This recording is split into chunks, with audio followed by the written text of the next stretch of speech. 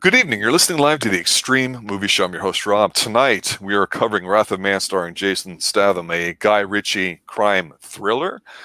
Here to discuss along with me the pluses and minuses of this particular movie that just recently dropped is Wrath of Pixel, aka Professor Pixel, and the Wrath of RDV, maybe? Just RDV. He's always with us, especially on Tuesday nights when we cover action films. Good evening, gentlemen. How are we?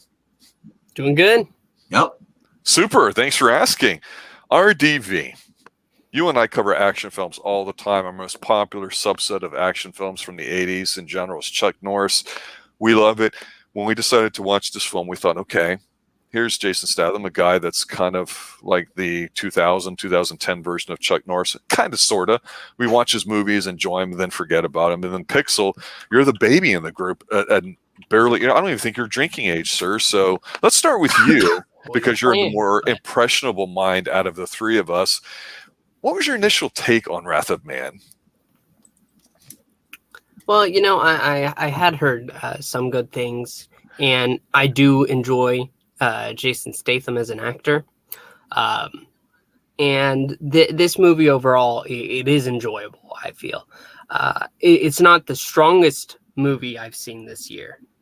Not really, but it's enjoyable in the action that it has, and just seeing Jason Statham kick ass is always fun. RDV, your initial take on this movie, sir? Well, before I even watched it, I saw this is the Guy Ritchie film. Yes. Holy crap, did I pop, because not only has he worked with Jason before, but he also did 2 movies with him, also Lock, Stock, Smoking Barrels, and Snatch back in the day, which I love. He also wrote the story for Man from Uncle, and he directed Sherlock Holmes, the first one. It said this guy knows how to do movies, and when I saw that, I was like, I know I'm in for a good movie. And Jason Statham is a really good actor, and I haven't seen Jason probably in a movie probably a couple of years now, so. I mean, he's getting up there in age, so he's not. Plus, he's set as far as money. He doesn't really be doing stuff. Right. So just getting these 2 guys reuniting for another movie, I was like, sign me up, bro. I had no clue. I did not watch any trailers. I just saw Guy Ritchie and Jason Statham. I was like, I'm watching this. Last time I saw him, it was in The Meg, and we know how Rob feels about The Meg, so. Well, the problem when you get up there in age is you can become complacent. You can just kind of go through the motions, make films and stuff. And you know what? Hey, more power to you if people are going to cut you a nice big fat check. We know that there are some people that just will not say no to a movie, and they always want to be working. Whether the quality of the movie they're in matters to them as an individual, as an actor, who cares? I mean, that's their choice. I mean, Samuel Jackson immediately comes to mind, but he's also been gainfully employed since the mid to late 70s at least. So when Jason Statham, the past few movies I've seen him in, I'm like, okay, but I feel like I'm going to disagree with you guys. I don't think he's that good of an actor. I think he does himself very well. And people said the exact same thing about Steve McQueen. Steve McQueen is a very physical actor. He wasn't somebody that you thought of as a master thespian that would give you lots of different ways of talking and make you feel like, no, he's no Charlton Heston. But what he did very well. He's very comfortable in his own skin. He had charisma. He was good looking. And despite being coked up, you said, man, I want to go see that guy. I don't care what he's in. And Jason Statham, thankfully, is one of the few actors that we can say, like Tom Cruise, we just want to go see him because he's going to be in it. And, RDV, you brought up a very excellent point, and it's the fact that him and Guy Ritchie are reuniting, because sometimes, you go your own way, whoever you worked with, you go your own way. Sometimes the meeting of the minds a second time, while appropriate, doesn't always work. I think it did in this film because, again, this is really more of a crime thriller to me. The violence in here is quite striking. To me, there's not a lot of it, but this is not I'm going to say a lot of cute one-liners like everything, like we sometimes like with Statham, right? This is more of a serious film, and it's one of the things where you see this really nice opening action shot, too, of where truck full of money basically gets heisted, and then you do get some out of order sequences from different perspectives, and then by the time you get to the third act, when everything starts piecing together, you're like, okay, I get what he's trying to do. Yeah, because they show you you're right in the middle of it, with him with Jason Statham's character joining, and everything. But then it goes back, like, it gives you a little, catch up, little pass. Yeah. Now, to me, I will say this: that where it struck me that this is going to be an above average kind of thriller movie was that Jason Statham, we see, doesn't say anything. He goes and he gets interviewed. It's like 1-2 word answers. He's playing it very reserved. There's a scene where he's learning to ingratiate himself among the fellow workers that he's with, as far as security agents. And you're like, okay, when is something going to happen? Because nothing really is. And you're getting the setup of people. You're familiar with this kind of setup. It's good. And the guy that ends up being the bad dude that's walking around giving him the ropes and training him, he is so good. He's in several things. He's in the Ice Road movie with Liam Neeson that just dropped. He was in Mindhunters and was fantastic in that. I've totally recommend that show on Netflix. But the scene where he's like, "Hey, we're getting ready to go out for some beers. You want to come?" And Jason Statham looks up and he's like, "Be there in just a minute," And so they walk through the door. Everything is protocol. Everything has a place. So he looks where the badges are being scanned, and you just see him standing there, and you see his eyes kind of turn to the side, and you can see him just kind of looking. And it takes for a few seconds, and he scans his badge and like goes through, and he goes and meets them, and whatever happens. Yep. Later, when they start going out of order with the sequence, you go, oh, he's staring at the names of the people on there because he's really going undercover for something. And you're like, oh, I get it. And then it really starts clicking. And from that point on, that's why I think it's a thriller. It's not a goofy film at all. It takes itself somewhat seriously, and I appreciated that. Yeah, the guy who thinks he would be his mentor, Bullet, Holt McCallany, started off on using Creepshow 2. He was the old chief. Woodenhead isn't there? Then he was in Alien 3, I think it was, or Alien. And then he went to a whole bunch of different stuff, movies stuff. So I mean, the guy's been around. He's Casualties of War. He's there with Michael J. Fox. So I mean, he's a notable actor. I mean, not a huge actor, but I'm saying but he's got that look. He's got that rugged look, like Mickey Rourke did. Right. But his face is still intact. That's funny. That's a very appropriate comment. But I said this movie was actually really good. I saw Scott Eastwood. I'm like, oh, Scott Eastwood, is he the bad guy? I was like, okay. But I'm like, hey, Josh Hartnett's in here. I'm like, I haven't seen this guy since Black Hawk Down. I know he was in Penny Dreadful. But other than that, I haven't seen him in anything. And then you look at the rest of the cast in here, it's like Post Malone, like he's in here. Okay. Who was the other guy who was in here? No, actually, no. Well, the guy who plays Mother's Milk, Laz Alonso from The Boys. He plays one of the soldiers. Then you have Jeffrey Donovan as Jackson. Yep. I wanted to talk about Jeffrey Donovan, but before that, I wanted to talk about Scott Eastwood. Okay. We all know Scott Eastwood is the son of Clint Eastwood, and he's got his father's looks. Scott Eastwood looks masculine to me. He looks kind of rugged, but he still has this millennial shine about him, and he's not a young guy anymore. He's in his mid to late 30s, I'm guessing. I don't have a problem with that. I do think he's got a little bit of the scowl too, and I don't hate Scott Eastwood, but you knew he was going to be the bad guy. Yep. Do you know who else is here? We just saw him as Guzman in Army of the Dead. YouTube boy. Ron Costello, he's in here too. Well, look, it's a predictable movie. You're not going to be surprised by anything. Try not to get into too much specifics, but like I say, it really starts clicking about halfway through. But then, like you say, you start to realize Scott Eastwood's not a good guy, and unfortunately, with this film, it's pretty bare bones, but it's done well.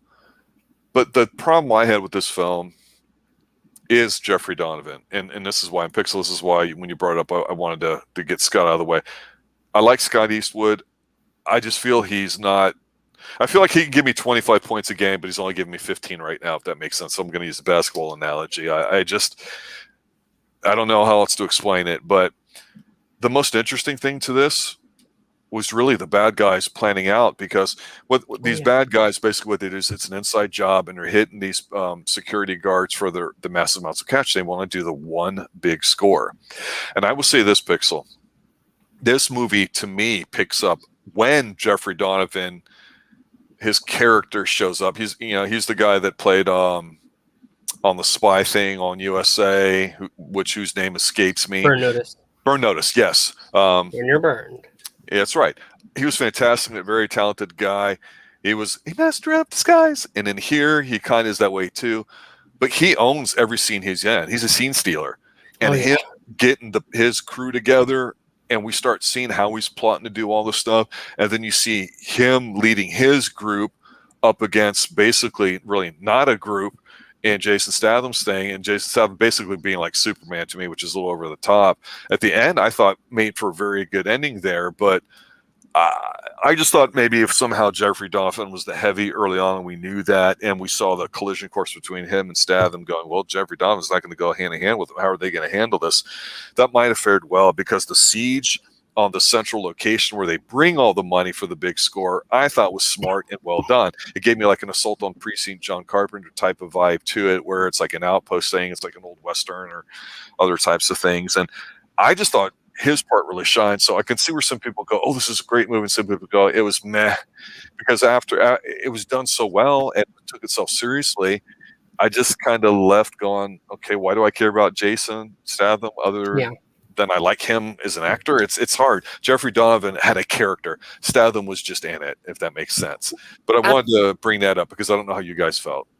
I absolutely agree, because it's pretty clear why his character named Jackson is doing what he does. He feels like he and his men, they're getting the itch. They need something, and they can put a little money in their pocket. He's being very smart about it. The only problem is, who else but Scott Eastwood, Jan. Yeah. And whenever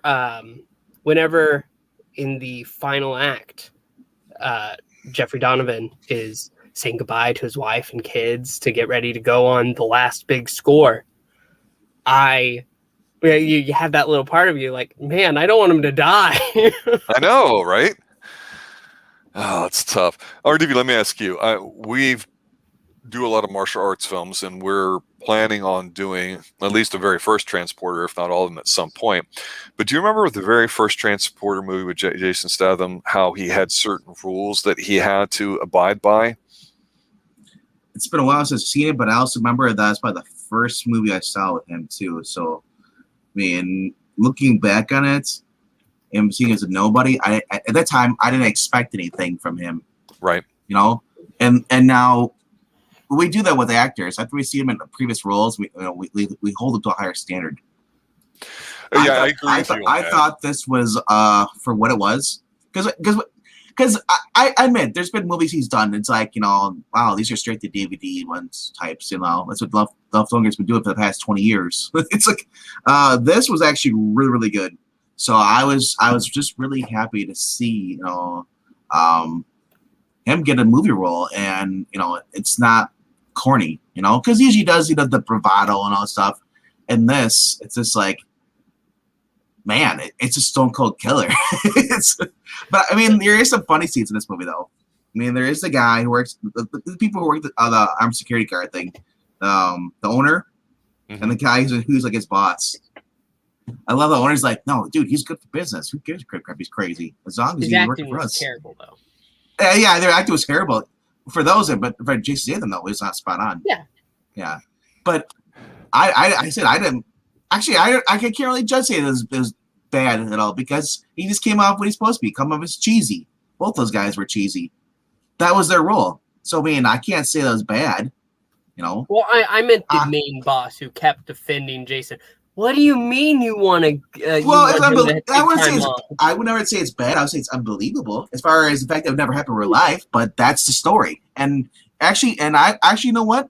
That might happen in real life. You know why? Because the guy's stopping them from getting robbed, and they have a history of being robbed all the time. That might happen. He might let it slide. Now the cops, though, on the other hand, though, they're gonna look into it though, more. Unlike this, where the cops were basically they knew who he was, for being like he's like this guy you don't want to mess around with.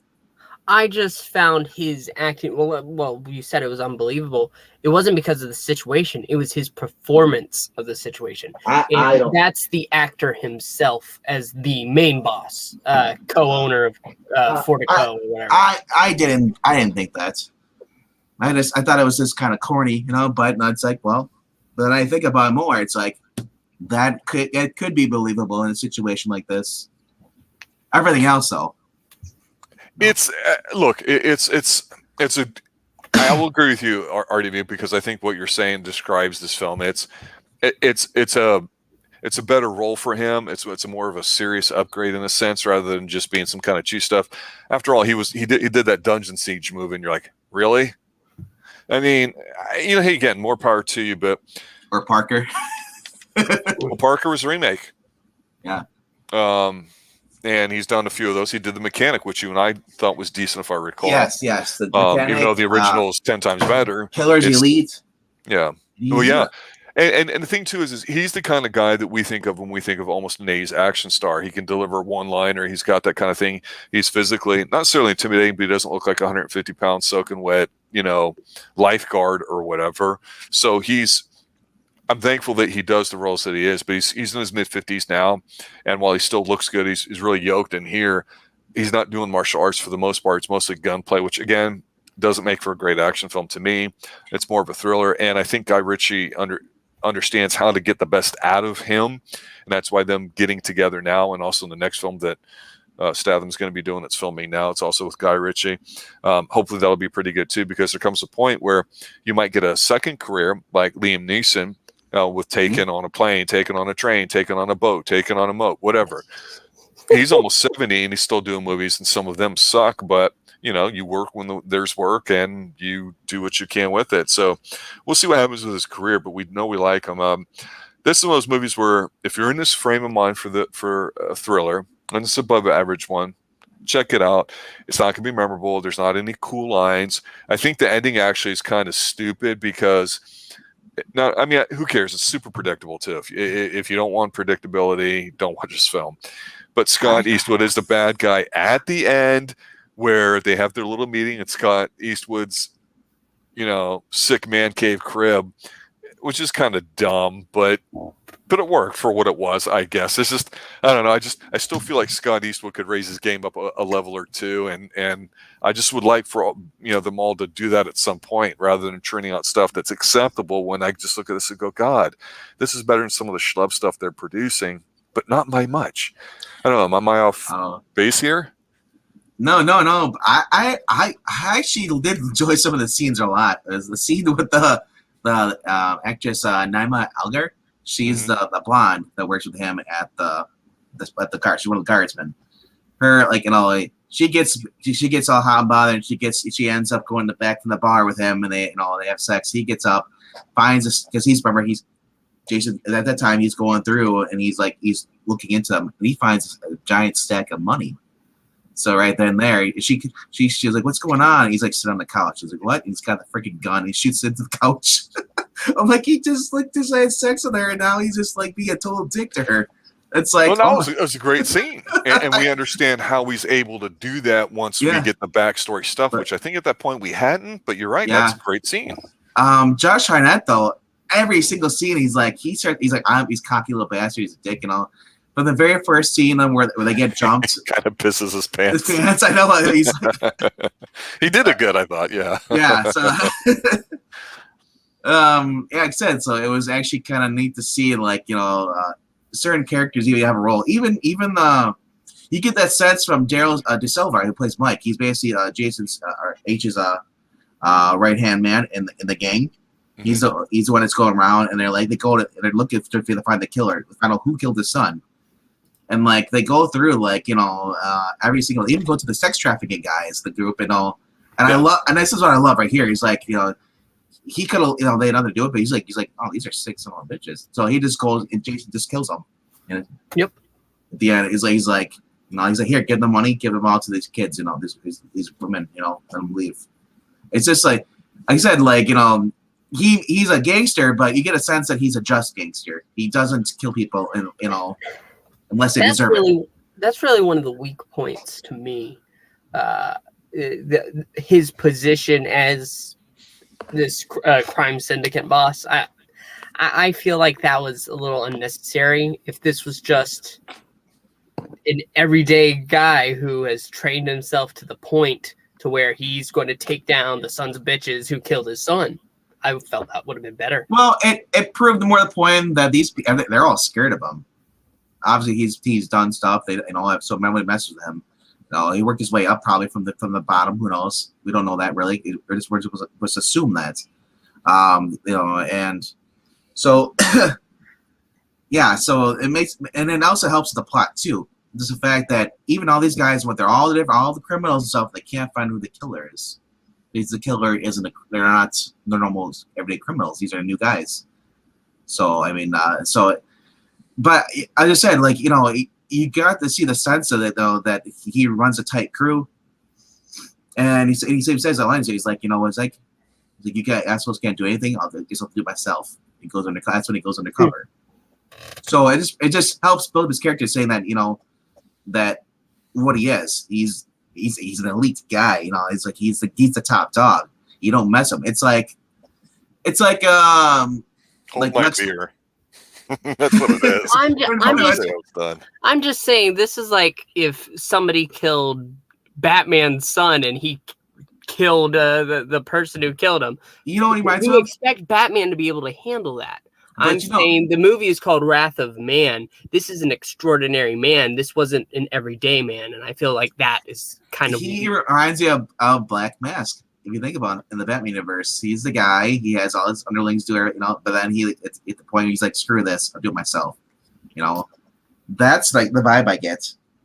He's the guy. He's like, you do what the boss tells you. If you don't do what the boss tells you, you're gone. I get what you're saying. I'm just saying I would have preferred it if it were an average Joe who built himself to the level. So you're saying not a mobster, but it's a normal dad. No, I mean, because then you'd run into nobody. Well, I think where he was he was a cleaner. He was living normal. Nobody. So I'm just saying, you don't want. I'm just kind of refreshed that it wasn't like that, because we see those movies where the dad goes on revenge. That was Arnold Schwarzenegger. Horrible collateral damage.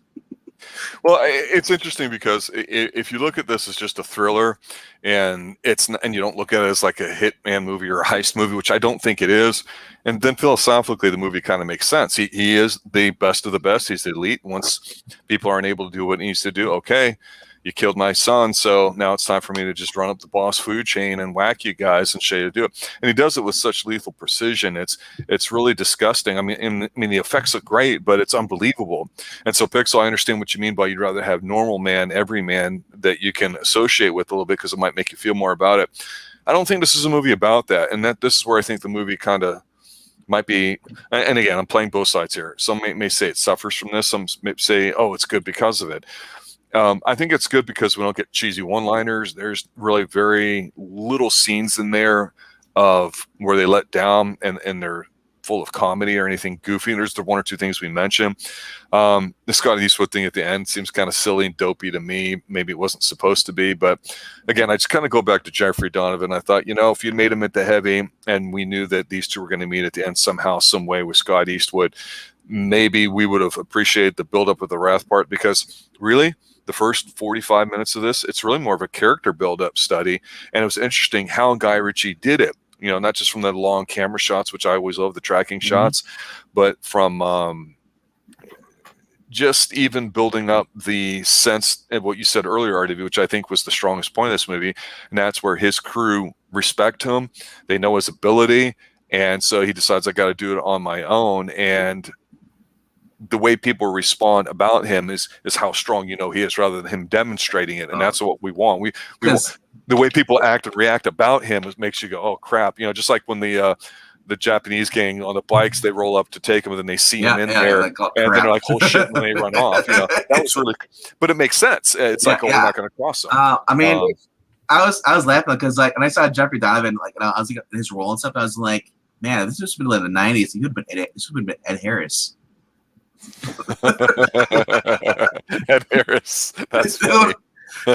Seriously, it would have been Ed Harris in the role doing this. I mean, I do like Jeffrey Donovan's part in this, and all. Yeah, he's the guy, and he got Scott Eastwood as the little bitch who basically couldn't handle being told no because he other ones were played fair, and he's like, he is. He's whiny millennial boy who didn't get his way. He wanted to be in charge. He thought he knew everything. He went, and he's like, and then especially when he saw, he's like, dude, we did the first paint job, and you're all blowing all this money. You can't afford this. You're gonna draw attention. The idiots.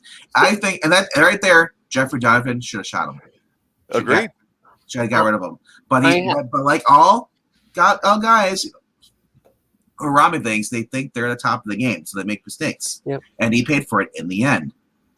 So I'm going to have to go with what Rob said earlier, though. I don't know if he said it online or off. I feel that maybe I do like we. Oh my gosh, his name is escaping. Jason Statham. We do like him. We enjoy him in his roles. But as to his character, I was far more interested in the crew actually pulling the heist than him getting his revenge. There's that magic with heist. Whenever there's a heist film, whether it's the Italian Job where he played Handsome Rob, a name I obviously totally unfamiliar with. The one you named yourself after. You could say so. Or did he name it after me? Anyway, it's just we're interested in characters. I mean, plots and situations are interesting, but that's like, that's like thinking about what you're going to say to a beautiful woman. You can come up with a lot of great one-liners, but when the rubber meets the road and you got to perform, it's like you don't know what the hell is going to happen. That's what's neat. And Jeffrey Donovan, like I say, he's a scene stealer. And if this movie centered around him mostly, oh my goodness, that would have been so much better. And I'm still waiting for Scott Eastwood to get a role where he's not kind of hunky guy or, the roguish type that, serves, the purpose that Clint Eastwood did 40, 50 years ago, because it's not working. Scott Eastwood, you're a decent looking guy. I do like you. I do want to see you on film, but I just don't feel like the right stuff he wasn't in terms of what he is really works well. I'm not buying it. And, he needs his own Iger sanction. He needs his own stuff where we go, he's doing his own stunts. He's not trying to be a cute smart ass. It just doesn't work. I'm not saying he did bad in this film, but if you're going to be the jerk wearing your silk robe at the end there with your cigars and drinking your fine scotch, and then you're going to get whacked and get shot, that's okay. But let's let you be a real dick and asshole the entire film. You know what I mean? His best role has probably been The Longest Ride, because that's what he is. He's more of a romance than he is an action thing. Because I remember seeing him in the Pacific Rim Uprising, the second one. He's the poor man's Chris Pine. Chris Pine could do so much more stuff, and he's in a lot of schlock. And more power to you, Chris. Go do it. Frankly, at least Scott Eastwood beat people up, with his fists. But the thing is that they keep putting him in like movies that are like were basically meant for his dad, but he's not his dad though. So he's getting typecast, which sucks because everybody wants Scott Eastwood or to be Clint Eastwood. So he does those roles. But I thought in this movie he did well. He played the scumbag well. He did. I agree with you. And that's what I want more of. I don't want you smiling. I want you being that guy. But he was outshined by Jeffrey Donovan in here, no doubt about it. Jeffrey Donovan came off a little stiff because I honestly have no idea who he is outside of this movie. But he said he just came off like a younger version of Ed Harris. I kept thinking of it. It's like this is the Rock, but Ed version of the Ed Harris. Watch some Burn Notice. Is that from? Show where Burn Notice was this show on USA where he was a spy that got burned, so he couldn't do anything, and he was the guy with Bruce Campbell. Okay, nice. Exactly, and he has a tendency to overdo it. It's like. He's one of those guys, but more power to him. The scene that made me cringe the most though is when they're having the birthday party. The guys running around. That was just like this is just too much. Why? I felt like that was great. I felt like that gave us some insight. Their lives, even though they're pulling these jobs, they're still showed friends and. Yeah, I said they're pulling the job, and then you're like, we're getting the daughter, and then I'm thinking like. you're putting this on the line. Your wife's not involved in all that stuff, and then she just like in this movie, they all freaking die. What do you mean? They robbing banks? I didn't know. I think the mother did not know. Like, also we had a surge of income. It's like that Mr. and Mrs. Smith movie. Yeah, no. All right, so let's go around the room for final thoughts here too. I got to bring up something before we go to final thoughts. Go ahead.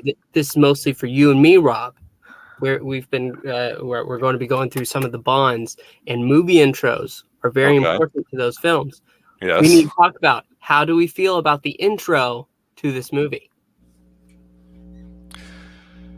How do we feel?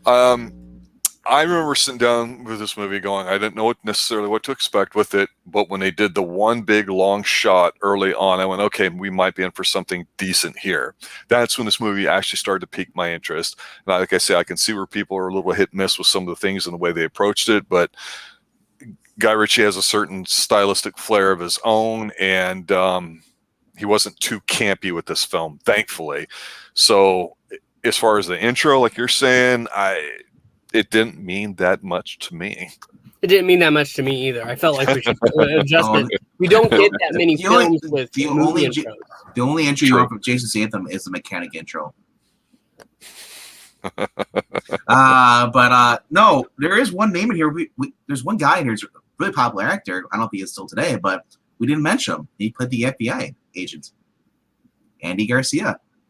Oh, yeah, but those are cameos. So yeah, he's a heavy too, and he could have been in this film and gave it a lot more. I wish that's the thing. All right, so we've been taking off all of them because we've been focused on Andy Garcia. You're right. He is. I love the fact that he's in this, but I would have loved this. I would have had him in here more, because he's the reason why the cops don't go after Jason Statham, because they know who he is. He's like, well, I got this problem. You're going after these guys.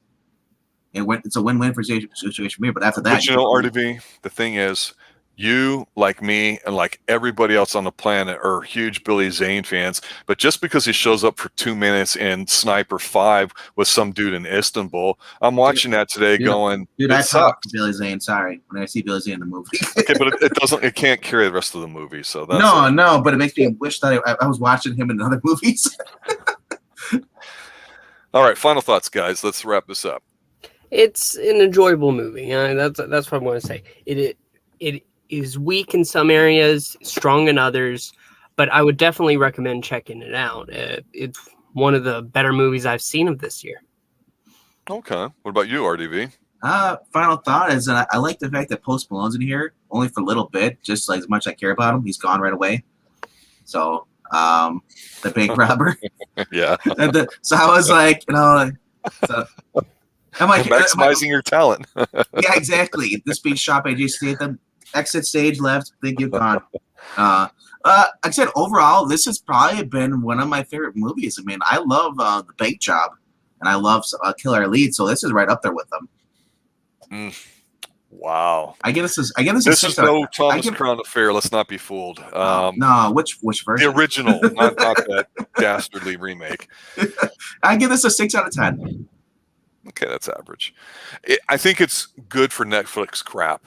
I'm not sure if it was made specifically for Netflix or what. No, it wasn't made for Netflix at all.